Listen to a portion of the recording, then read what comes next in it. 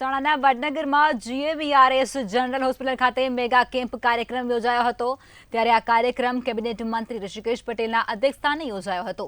આ સાથે અલગ અલગ રોગોના નિષ્ણાંત ડોક્ટરોની ટીમ અમદાવાદથી આવી પહોંચી હતી। ત્યારે આ મેગા કેમ્પમાં ડાયાબિટીસ અને હાર્ટના લગતી તમામ બીમારી તેમજ ન્યુરોલોજિસ્ટ, આંખોના રોગો જેવી અલગ અલગ બીમારીની સારવાર, વિનામૂલ્યે ચેકઅપ તેમજ દવાઓનું વિતરણ કરાયું હતું।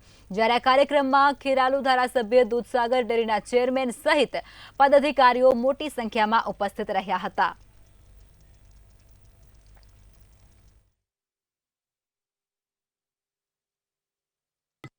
આપણે કરી ચૂક્યા છીએ કે જેમાં સિવિલ હોસ્પિટલ અમદાવાદ અને લોકલ પણ વ્યવસ્થાઓ આરોગ્ય તંત્ર દ્વારા DDO અને CDHO કાપડિયા દ્વારા કરવામાં આવી હતી અને દરેક જગ્યાએ સેવાભાવી લોકોને પણ જોડી અનેકવિધ યોજનાઓમાં પણ એમને સામેલ કર્યા હતા।